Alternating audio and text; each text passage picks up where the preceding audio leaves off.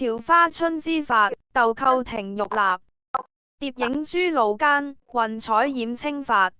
詩詞深層意思解釋，呢首詩運用咗古典意象嚟讚美一位正值青春年華嘅少女。朝花春之髮，以精神初綻嘅春花喜慶，像指住生命力最旺盛、最清新嘅時刻，隱喻少女正處於人生嘅春天，充滿無限可能。豆蔻庭玉立。豆蔻係古典詩詞中特指13、14歲少女嘅代稱，源自杜牧《豆蔻梢頭2月初》。庭玉立形容佢姿態優雅、身形修長，如玉咁溫潤純潔。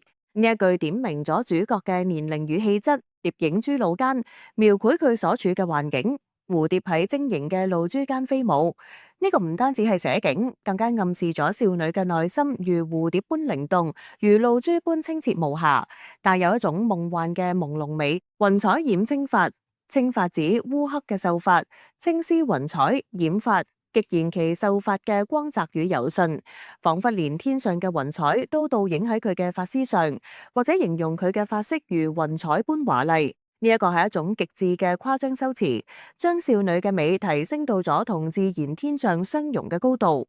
總結，呢一首詩嘅深層含義係對青春期少女純真與靈動之美嘅極致讚頌。